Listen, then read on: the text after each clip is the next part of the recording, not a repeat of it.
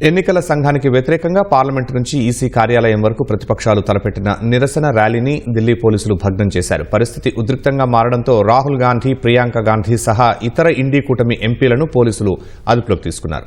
అంతకుముందు పార్లమెంటు నుంచి బయలుదేరిన ఎంపీలు, పార్టీల కార్యకర్తలను ట్రాన్స్పోర్ట్ భవన్ వద్ద పోలీసులు పెద్ద ఎత్తున బ్యారికేడ్లు ఏర్పాటు చేసి నిలువరించారు. దీంతో మల్లికార్జున ఖర్గే, శరద్ పవార్ సహా అఖిలేష్ యాదవ్ అక్కడే బైఠాయించి నిరసన తెలియజేశారు. పార్లమెంటు నుంచి ఈసీ కార్యాలయానికి తలపెట్టిన నిరసన మార్చ్ ఉద్రిక్తంగా మారడంతో పోలీసులు విపక్ష ఎంపీలను అదుపులోకి తీసుకున్నారు. లోక్సభ ప్రతిపక్ష నేత రాహుల్ గాంధీ, ప్రియాంక గాంధీ, సంజయ్ రౌత్, సాగరికా ఘోష్ వంటి వారు సైతం పోలీసుల అదుపులోకి తీసుకున్న వారిలో ఉన్నారు. జరిగిన ఓట్ల చోరీపై ఈసీ మౌనంగా ఉన్నప్పటికీ నిజం దేశం ముందు నిలిచిందని రాహుల్ వ్యాఖ్యానించారు.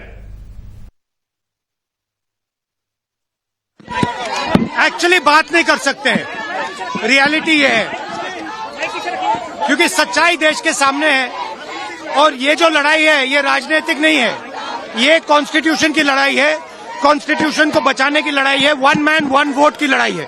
इसीलिए हमें साफ प्योर वोटर लिस्ट चाहिए.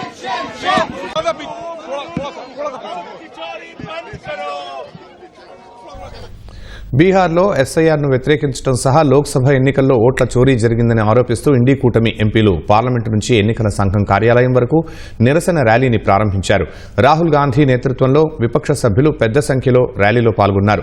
కాంగ్రెస్ చీఫ్ మల్లికార్జున ఖర్గే, ప్రియాంక గాంధీ, ఎన్సీపీ నేత శరద్ పవార్, శివసేన, డీఎంకే, టీఎంసీల నుంచి సంజయ్ రౌత్, టీఆర్ బాలు, మహువా మొయిత్రా సహా అనేక మంది ర్యాలీలో భాగమయ్యారు.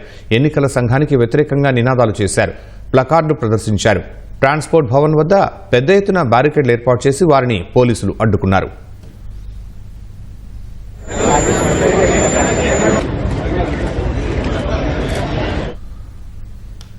సమాజ్వాదీ అధినేత అఖిలేష్ యాదవ్ సహా పలువురు మహిళలు, ఆందోళనకారులు బ్యారికేడ్ల పైకెక్కి మోదీ ప్రభుత్వానికి వ్యతిరేకంగా నినదించడంతో ఉద్రిక్త పరిస్థితులు తలెత్తాయి. తర్వాత ప్రియాంక గాంధీ, అఖిలేష్ యాదవ్ సహా విపక్ష సభ్యులు రోడ్డుపైనే బైఠాయించారు. మరోవైపు విపక్షాలు నిరసనలు తెలియజేసేందుకు తమ నుంచి ఎలాంటి అనుమతి తీసుకోలేదని ఢిల్లీ పోలీసులు తెలిపారు.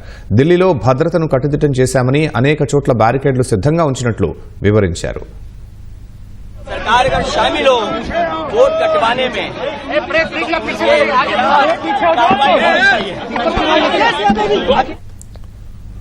ట్రాఫిక్ సజావుగా సాగేలా చూసేందుకు ఈసీ కార్యాలయం చుట్టుపక్కల ప్రాంతాల్లో అదనపు బలగాలను మోహరించారు. అధికార బీజేపీ, ఈసీ కలిసి లోక్సభ ఎన్నికల్లో అవకతవకలకు పాల్పడ్డాయంటూ రాహుల్ గాంధీ గత వారం అణుబాంబు పేల్చారు.